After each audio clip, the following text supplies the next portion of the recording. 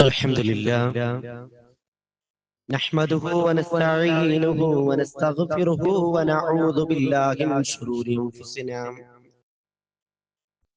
وسيئات أعمالنا من يهده الله فلا مضل له ومن يضلله فلا هادي له وأشهد أن لا إله إلا الله وحده لا شريك له وأشهد أن محمدا عبده ورسوله أرسله بالهدى ودين الحق ليظهره على الدين كله ولو كره المشركون. اللهم صل على محمد وعلى آل محمد كما صليت على إبراهيم وعلى آل إبراهيم إنك حميد مجيد. اللهم بارك على محمد وعلى آل محمد كما باركت على إبراهيم وعلى آل إبراهيم إنك حميد مجيد. أما بعد فإن خير الحديث كتاب الله وخير الهدي هدي محمد صلى الله عليه وسلم وشر الأمور محدثاتها وكل محدثة بدعة وكل بدعة ضلالة وكل ضلالة في النار. أيها الناس أوصيكم وإياي أولا بتقوى الله. أعوذ بالله من الشيطان الرجيم. يا أيها الذين آمنوا اتقوا الله حق تقاته ولا تموتن إلا وأنتم مسلمون. بسم الله الرحمن الرحيم. حتى إذا جاء أحدهم الموت قال رب ارجعون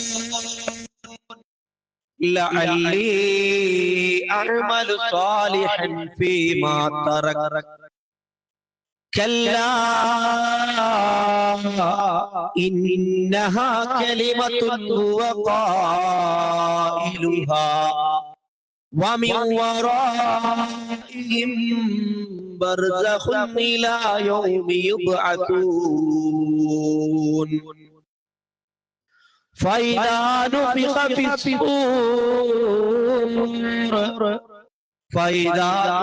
في الصور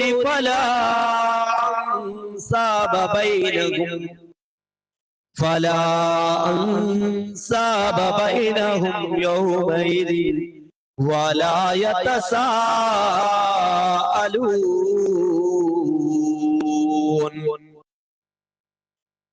إن أريد إلا الإصلاح ما استطعت وما توفيقي إلا بالله عليه توكلت وإليه أنيب. رب اشرح لي صدري ويسر لي أمري واحلل عقدة من لساني يفقهوا قولي.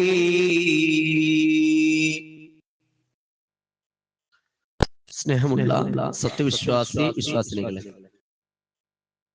പ്രപഞ്ചനാഥനും അഖിലങ്ങളുടെ സ്രഷ്ടാവും സംരക്ഷകനും അളവറ്റ ദയാപനനും അന്നദാതാവും ഏക ആരാധ്യനുമായ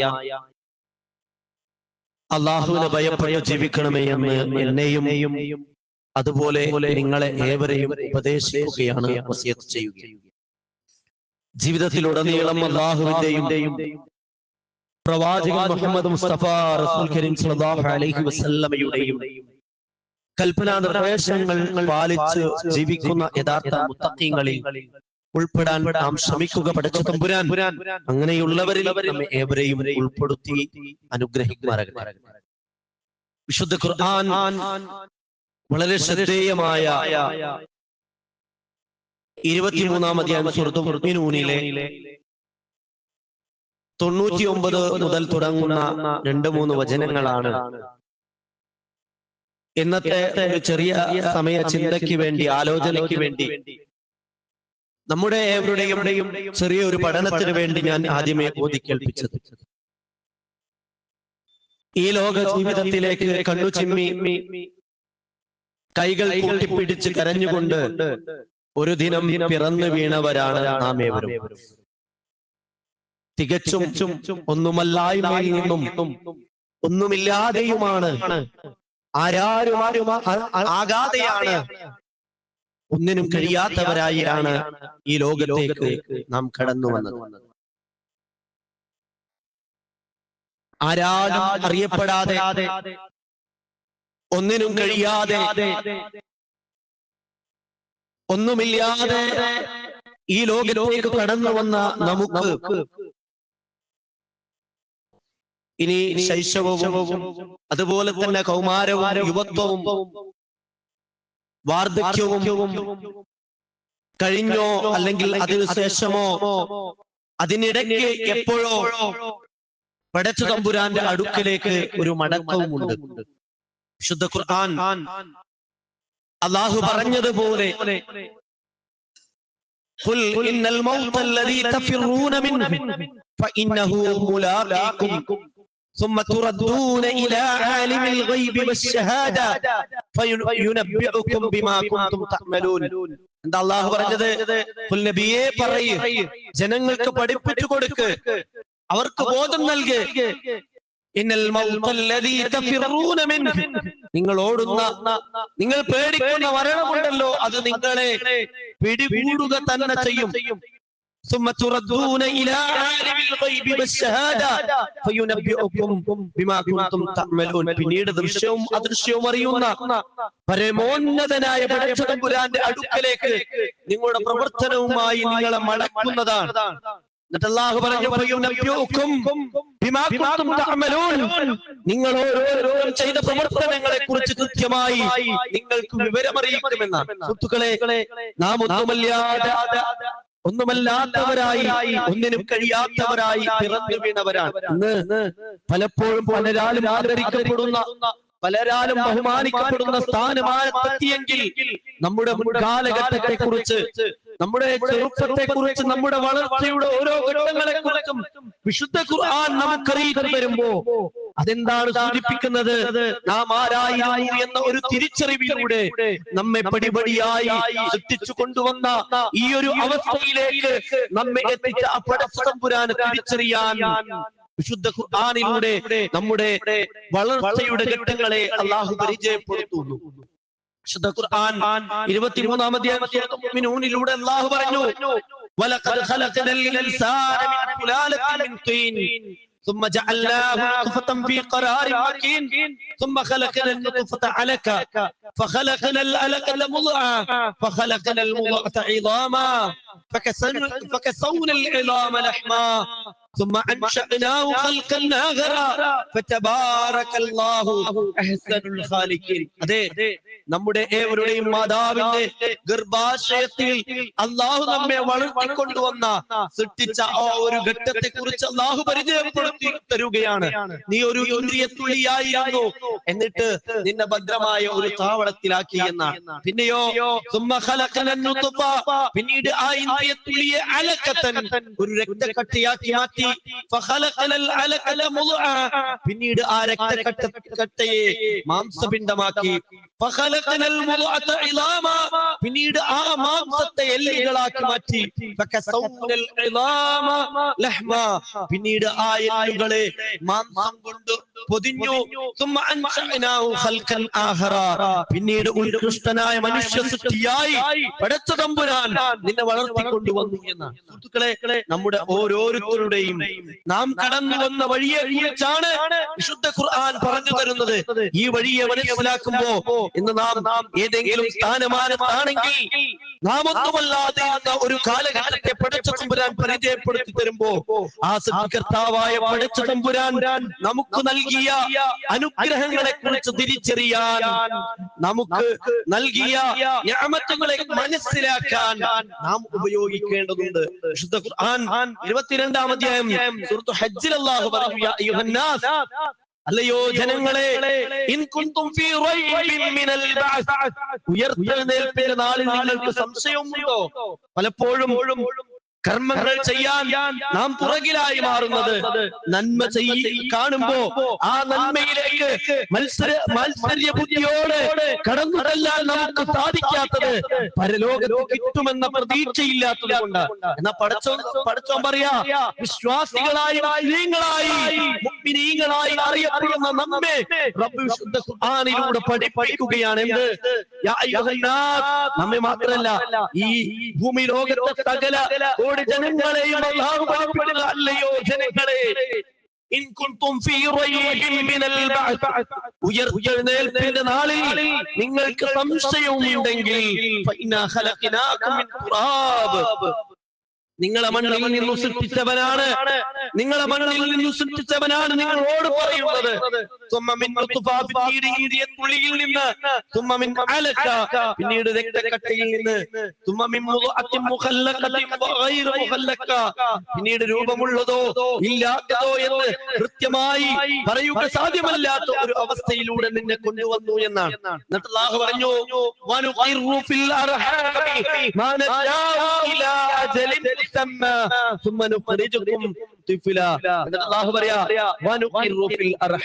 നമ്മളെ കുറിച്ചാ പറഞ്ഞത്. നമ്മൾ കടന്നു വന്ന വഴിയാണ് റബ്ബ് നമ്മോട് സംസാരിക്കുന്നത്.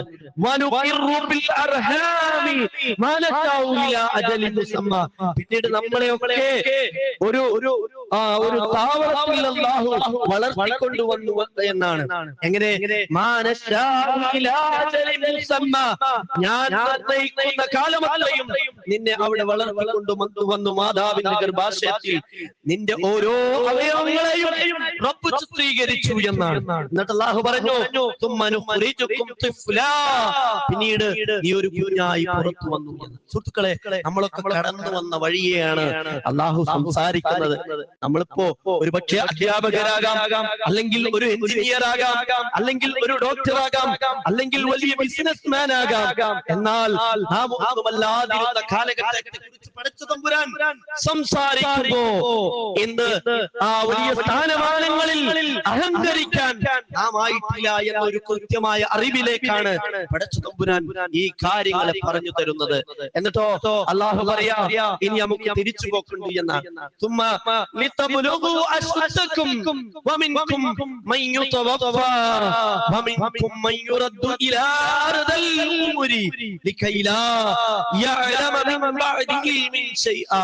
അതിൽ ഇങ്ങനെ വന്ന നിങ്ങളിൽ നേരത്തെ മരണപ്പെടുന്ന ആളുകളുണ്ട്. പിന്നെയോ വാർദ്ധക്യത്തിന്റെ അവസ്ഥയിൽ അറിവുണ്ടായതിനു ശേഷം യാതൊരു അറിവുമില്ലാത്ത വിധം ഏറ്റവും വാർദ്ധക്യത്തിന്റെ അവസ്ഥയിലേക്ക്, പ്രായാധിക്യത്തിലേക്ക് നിങ്ങളെ മടക്കപ്പെടുന്നവരും നിങ്ങൾക്കിടയിലുണ്ട് എന്ന. സുഹൃത്തുക്കളെ, ഇതൊക്കെ അല്ലാഹു പറഞ്ഞത് ഒരിക്കലും നമുക്ക് നിഷേധിക്കാൻ കഴിയൂല. എന്നാ ഇതിനു ശേഷം, ഈ മരണത്തിന് ശേഷം ഇനി ഒരു ജീവിതമുണ്ട് എന്ന് പടച്ച തമ്പുരാൻ പറയുന്നുണ്ട്. അവിടെയാണ് വിശ്വാസികൾ എന്ന നിലയിൽ കൃത്യമായി നമ്മുടെ വിശ്വാസം ശരിയാകേണ്ടത്. അവിടെ വിശ്വാസം ശരിയായാലാണ് നമ്മുടെ കർമ്മങ്ങളെ നന്നാക്കുവാൻ എനിക്കും നിങ്ങൾക്കും സാധിക്കുക. ശുദ്ധ ഖുർആൻ അല്ലാഹു പറഞ്ഞതുപോലെ നമ്മളെ മരിപ്പിക്കുമെന്നാണ് അല്ലാഹു പറഞ്ഞത്. നിങ്ങളെ സൃഷ്ടിച്ചു കൊണ്ടുവന്ന അതുപോലെ നിങ്ങൾക്കൊരു മരണമുണ്ട് എന്നാണ് അല്ലാഹു പറഞ്ഞത്. അനന്തരം നാം എന്നിട്ട് ഖബറിലാക്കുമെന്നാണ്.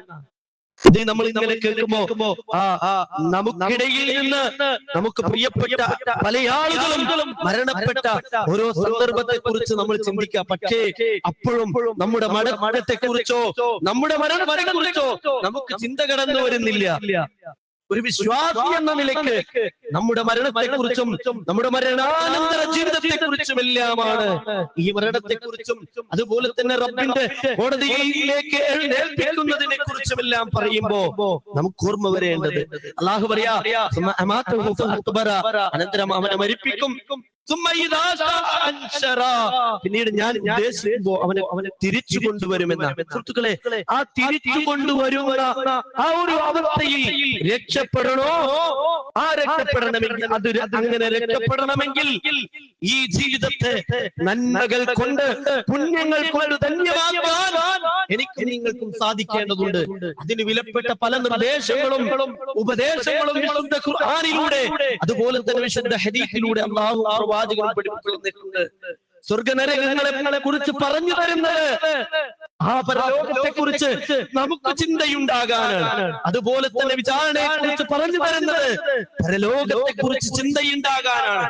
അതുപോലെ തന്നെ മഹ്ശറിനെ കുറിച്ച് പറഞ്ഞു തരുന്നത്, സിറാത്തിനെ കുറിച്ച് പറഞ്ഞു തരുന്നത്, മീസാനിനെ കുറിച്ച് അല്ലാഹു വിശുദ്ധ ഖുർആനിലൂടെ പറഞ്ഞു തരുന്നത് ആ പരലോകത്തെ കുറിച്ചുള്ള ചിന്ത നമ്മിൽ ഉണ്ടാകാനാണ്. എന്തെങ്കിലും നന്മകൾ നമ്മുടെ ജീവിതത്തിൽ ഞാനും നിങ്ങളും മരിക്കുന്നതിന് മുമ്പ് നമ്മുടെ പ്രിയപ്പെട്ടവർ പോയതുപോലെ ആ പോക്ക് വരുന്നതിന് മുമ്പ് മരണത്തിന് മുമ്പ് നമ്മുടെ ജീവിതത്തിൽ നന്മ കടന്നു വരാനാണ്.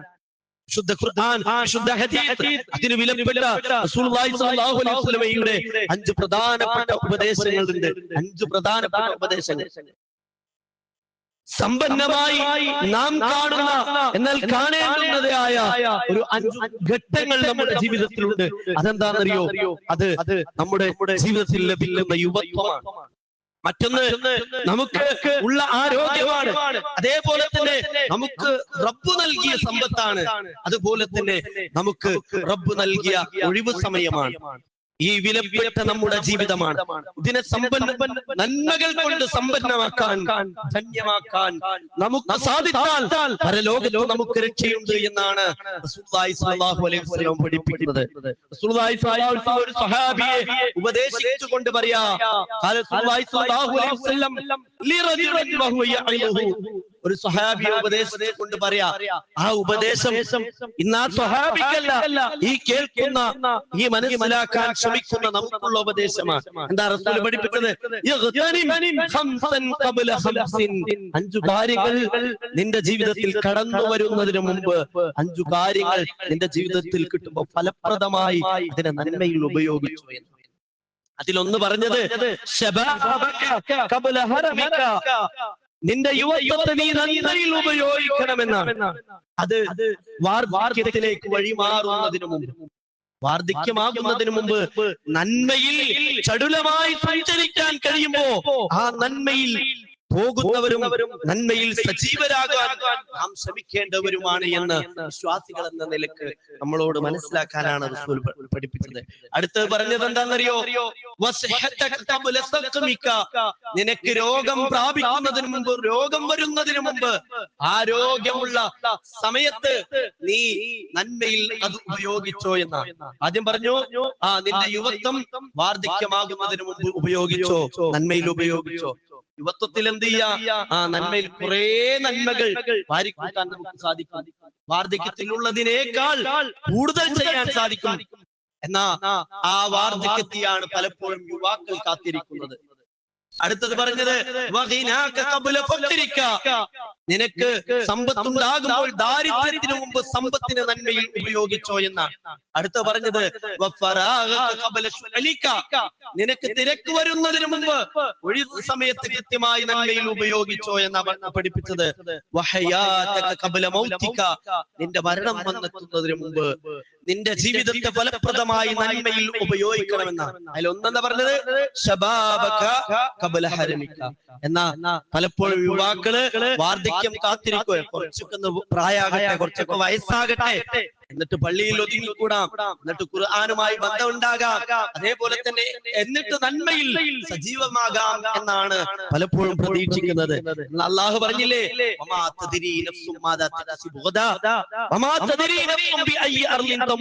എവിടെ വെച്ച് മരിക്കും നമുക്ക് പറയാൻ സാധിക്കോ?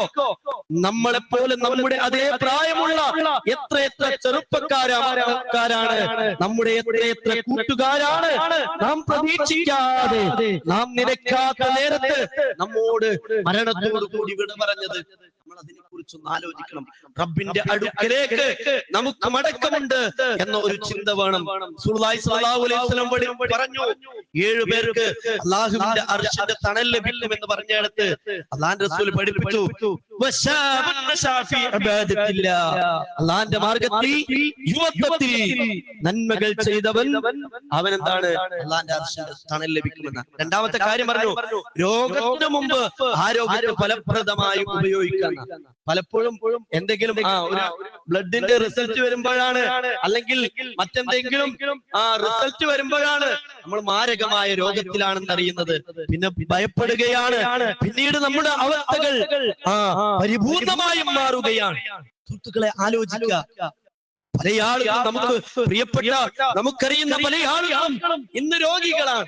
എന്നാ സുഹൃത്തുക്കളെ നമ്മൾ മനസ്സിലാക്കുക, അതിനു മുമ്പ് രോഗിയായി ഞാനും നിങ്ങളും ബെഡിൽ തളർന്നു കിടക്കുന്നതിന് മുമ്പ് എന്ത് ചെയ്യണം? നാളേക്ക് വേണ്ടിയുള്ള നന്മകൾ ചെയ്യാൻ ഞാനും നിങ്ങളും ശ്രമിക്കേണ്ടതുണ്ട്. റസൂലുള്ളാഹി സ്വല്ലല്ലാഹു അലൈഹി വസല്ലം പഠിപ്പിച്ചില്ലേ, നിഅമതാനി മഗ്ബൂനുൻ ഫീഹിമാ കതീറുൻ മിനന്നാസ്. 2 അനുഗ്രഹങ്ങളിൽ മനുഷ്യർ അധികം ആളുകളും വഞ്ചിതരാണ് എന്നാ പഠിപ്പിച്ചത്. എന്നിട്ട് അതിൽ പറഞ്ഞു, ഒന്ന് ആരോഗ്യ പറഞ്ഞത്, ഇനിയോ അടുത്തൊന്ന് പറഞ്ഞു വഫറാഗ്, ഒഴിവ് സമയമാണ് പറഞ്ഞത്. അല്ലാഹു അടുത്തത് മൂന്നാമത്തെ കാര്യം എന്താ? വഗിനാക ഖബ്ല ഫഖരിക, നിനക്ക് ദാരിദ്ര്യം വരുന്നതിന് മുമ്പ് നിനക്ക് റബ്ബ് നൽകിയതിൽ നിന്ന് റബ്ബിന്റെ മാർഗത്തിൽ ചെലവഴിച്ചോ എന്ന്. അല്ലാഹുവിന്റെ റസൂൽ സ്വല്ലല്ലാഹു അലൈഹി വസല്ലം ഒരിക്കൽ സ്വഹാബികൾ ഇരിക്കുന്ന സദസ്സിൽ ഒരു ചോദ്യം ചോദിച്ചു. എന്താ ചോദ്യം എന്നറിയോ? നിങ്ങൾ നിങ്ങളുടെ ധനത്തെയാണോ അതോ നിങ്ങളുടെ അനന്തരാവകാശികളുടെ ധനത്തെയാണോ കൂടുതൽ ഇഷ്ടപ്പെടുന്നത്?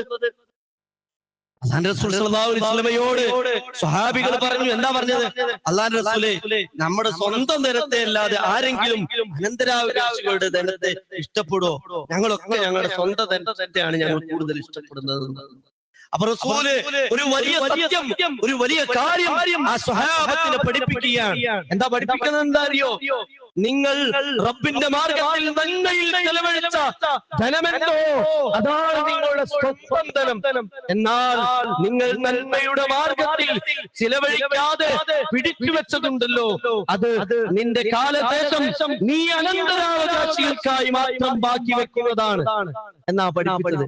സുഹൃത്തുക്കളെ, നമ്മള് എങ്ങനെയാണ് ഇത് കേൾക്കുമ്പോ നമ്മൾ ഇങ്ങനെ ആലോചിക്കുക. പലപ്പോഴും നന്മയുടെ വഴിയിൽ ചിലവഴിക്കാൻ നമുക്ക് പ്രയാസം തോന്നുന്നുണ്ടെങ്കിൽ ഈ ഒരു കാര്യം നമ്മൾ കൃത്യമായി ചിന്തിക്കാം. നമ്മൾ നന്മയിൽ ചിലവഴിച്ചതാണ് നമുക്കുള്ളത് എന്ന് കൃത്യമായി മനസ്സിലാക്കാം. അതെ, അല്ലാഹുവിന്റെ വിശുദ്ധ ഖുർആൻ അല്ലാഹു പറഞ്ഞു, ഇന്നമാ അംവാലുകും വഔലാദുകും ഫിത്ന, നിങ്ങളുടെ സമ്പത്തും അതുപോലെ തന്നെ സന്താനങ്ങളും അത് ഫിത്നയാണ്. വല്ലാഹു ഇൻദഹു അജ്റുൻ അലീം, അതിനൊക്കെ നന്മയിൽ ഉപയോഗിക്കാൻ നമുക്ക് സാധിക്കണം. അല്ലാഹു പറയാ, വല്ലാഹു, അല്ലാഹുവാണ്, ഇൻദഹു, അവന്റെ അടുക്കൽ, അജ്റുൻ അലീം, അത് നന്മയിൽ ഉപയോഗിച്ചാൽ, നല്ല മാർഗത്തിൽ ഉപയോഗിച്ചാൽ വമ്പിച്ച പ്രതിഫലം നിങ്ങൾക്കുണ്ട് എന്നാണ് അല്ലാഹു പഠിപ്പിച്ചത്. സുഹൃത്തുക്കളെ, നന്മയിൽ ഉപയോഗിക്കാൻ എനിക്ക് നിങ്ങൾക്കും സാധിക്കേണ്ടതുണ്ട്. അത് ആ സമ്പത്ത് നേടുന്നതും അതുപോലെ തന്നെ സമ്പത്ത് ചിലവഴിക്കുന്നതും നല്ല വഴിയിലൂടെ ആകാൻ ഞാനും നിങ്ങളും ശ്രദ്ധിക്കേണ്ടതുണ്ട്. റസൂലുള്ളാഹി സ്വല്ലല്ലാഹു അലൈഹി വസല്ലം പഠിപ്പിച്ചില്ലേ, ലാ തസൂലു ഖദമ അബ്ദി യൗമൽ ഖിയാമ, ഖിയാമത്ത് നാളിൽ ഒരാളുടെയും കാലടിയെ അല്ലാഹു മുന്നോട്ട് വെക്കാൻ അനുവദിക്കുകയില്ല എന്ന്. എന്നിട്ടോ അവന്റെ ആയുസ്സിനെ കുറിച്ച് ചോദിക്കും. നമ്മളൊക്കെ എത്ര കൊല്ലം ഇവിടെ ജീവിച്ചവരാ, എന്താ ഇതുവരെ പരലോകത്ത് സ്വർഗം കിട്ടാനായി 5 നേരം പ്രാർത്ഥിക്കുന്നവരാണ് നാം. നരകമോചനത്തിനായി നമ്മൾ നിരന്തരം പ്രാർത്ഥിക്കുന്നവരാണ്. എന്ന നാളേക്ക് വേണ്ടി സ്വർഗപ്രവേശനത്തിനായി എന്താണ് നമ്മുടെ ജീവിതത്തിൽ ഈ ആയുസ്സിനിടയ്ക്ക് ചെയ്തത് എന്ന് ആലോചിക്കുക. അള്ളാന്റെ റസൂൽ പഠിപ്പിക്കുക, എന്തിലാണ് നിന്റെ ആയുസ് തുലച്ചതെന്ന് ചോദിക്കുമെന്നാണ്. അതേപോലെ തന്നെ ലഭിച്ച അറിവിനെ കുറിച്ച് ചോദിക്കും, എന്താ ചെയ്തത് എന്ന് ചോദിക്കും. അടുത്ത എന്താ,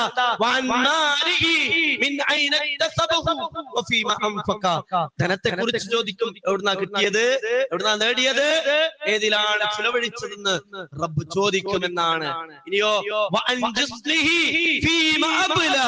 പിന്നീട് അവന്റെ ശരീരത്തെ കുറിച്ച് ചോദിക്കും.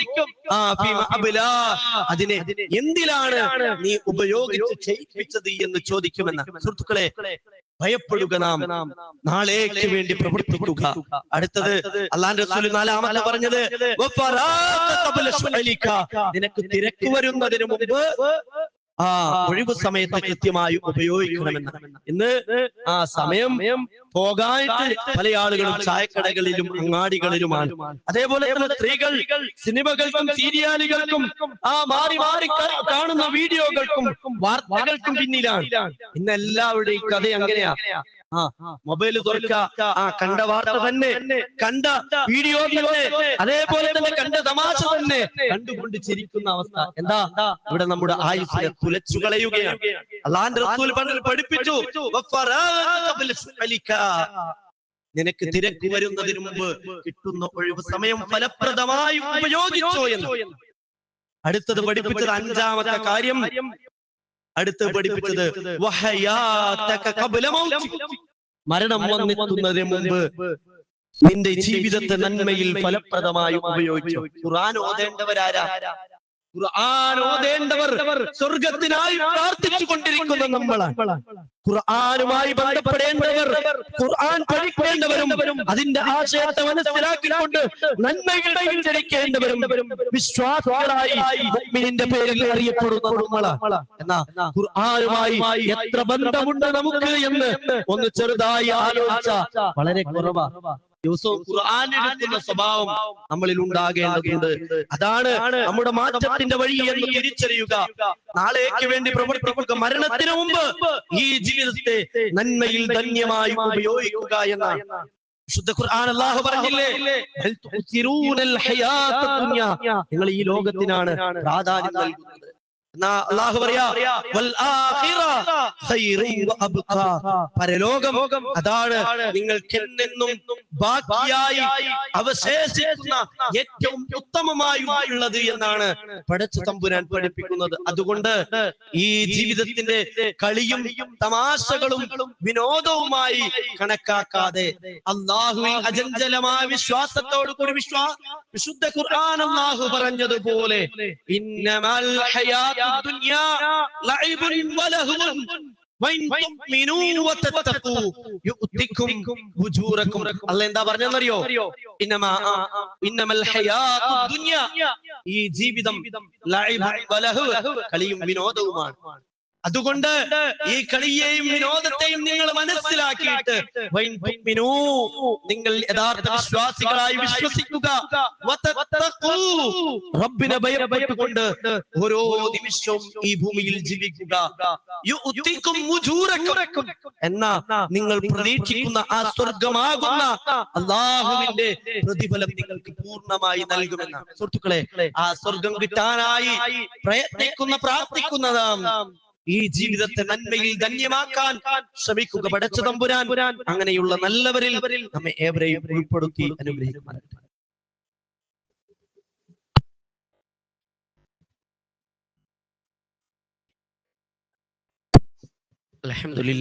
അൽഹംദുലില്ലാഹില്ലദീ അല്ലമ ബിൽ ഖലം വസ്സലാത്തു വസ്സലാമു അലാ റസൂലിഹിൽ അമീൻ വഅലാ ആലിഹി വസഹ്ബിഹി അജ്മഈൻ. അമ്മാ ബഅദ്.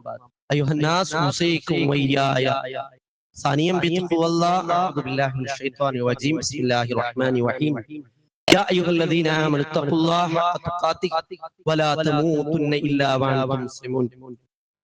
സത്യവിശ്വാസിയെ വിശ്വാസിനികളെ, ഒരിക്കൽ കൂടി അള്ളാഹുവിനെ ഭയപ്പെട്ടുകൊണ്ട് ജീവിക്കണമേ എന്ന് എന്നെയും അതുപോലെ നിങ്ങളെ ഏവരെയും ഉപദേശിക്കുകയാണ്, വസിയത്ത് ചെയ്യുകയാണ്.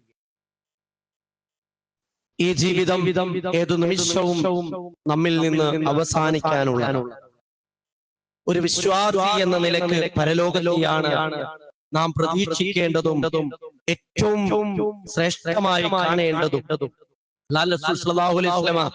ഒരിക്കൽ അങ്ങാടിയിലൂടെ നടന്നു പോകുമ്പോ ചെവി മുറിഞ്ഞ ഒരു ചത്ത ആടിനെ കണ്ടു. അപ്പൊ സ്വഹാബത്തിനോട് ചോദിച്ചു, എന്താ ചോദിച്ചെന്നറിയോ? ആർക്കാണ് ഈ ഒരു ആടിനെ അതിന്റെ ചെവിയിൽ ഇങ്ങനെ മുറിഞ്ഞ ചെവിയിൽ ഇങ്ങനെ പിടിച്ചിട്ട് റസൂൽ ചോദിക്കാം സ്വഹാബികളോട്, ആർക്കാണ് ഈ ഒരു ആടിനെ ഒരു ദിർഹമിന് ആരാണ് എന്റെ അടുത്ത് നിന്ന് മേടിക്കാന്ന്? അപ്പൊ സ്വഹാബികൾ പറഞ്ഞു, ഞങ്ങൾക്ക് ആർക്കും വേണ്ട റസൂലേ, അത് ചത്ത ആടല്ലേ. അപ്പൊ റസൂൽ പറഞ്ഞു, എന്നാ നിങ്ങൾക്ക് വിലക്ക് വേണ്ടെങ്കിൽ വെറുതെ തരാം, ആരാണ് എന്നിൽ നിന്ന് ഇത് വാങ്ങാനുള്ളത് എന്ന് വെച്ചു. അപ്പൊ സ്വഹാബികൾ ഒന്നടങ്കം പറയാ, അള്ളാന്റെ റസൂലേ, അത് ആടാണ്, അതിനൊരു വിലയില്ല, മാത്രമല്ല അതിന് ജീവനുണ്ടെങ്കിൽ തന്നെയും അതിനൊരു ന്യൂനതയുണ്ട്, അതിന്റെ ചെവി മുറിഞ്ഞിട്ടുണ്ട്, അത് വിറ്റുപോകാൻ പ്രയാസമുള്ള ഒരു ജീവനുള്ള അവസ്ഥയിൽ തന്നെ വിറ്റുപോകാൻ പ്രയാസമാണ്.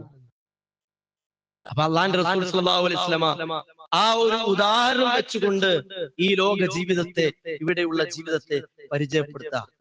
എന്നാ അള്ളാഹുവിന്റെ അടുക്കൽ ഈ ലോക ജീവിതത്തിന് അള്ളാഹു നൽകുന്നത് ഇതിനേക്കാൾ ചെറിയ ഒരു സ്ഥാനമാണുള്ളത് എന്നാ പഠിപ്പിച്ചത്. ഇതിനേക്കാൾ ചെറുതാണ് അള്ളാഹുവിന്റെ അടുക്കൽ ഈ ലോക ജീവിതം.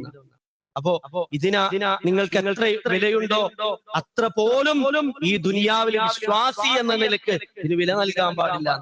പരലോകത്തെ നിങ്ങൾ കൊതിച്ചുകൊണ്ട് പരലോകത്തിന് വേണ്ടി പ്രവർത്തിക്കുക, നന്മകൾ ചെയ്യുക എന്നാണ്. നമ്മുടെ നിസ്കാരം, നമ്മുടെ നോമ്പ്, നമ്മുടെ സക്കാത്ത്, നമ്മുടെ ദാനധർമ്മങ്ങൾ, നന്മയിലൂടെയുള്ള നമ്മുടെ ഏതൊരു ചലനവും അള്ളാഹുവിന്റെ കോടതിയിൽ നാളെ സ്വർഗം ലഭിക്കാൻ വേണ്ടിയായിരിക്കണം. അല്ല എങ്കിൽ നാളെയുടെ ലോകത്ത് നമ്മളേവരും വിലപിക്കുമെന്നാണ്, മരണം തൊട്ട് പ്രയാസമാകുമെന്ന് വിശുദ്ധ ഖുർആൻ പഠിപ്പിക്കുന്ന വചനമാണ് ഞാൻ ആദ്യമേ ഓതി കേൾപ്പിച്ചത്. എന്താ പറഞ്ഞത്?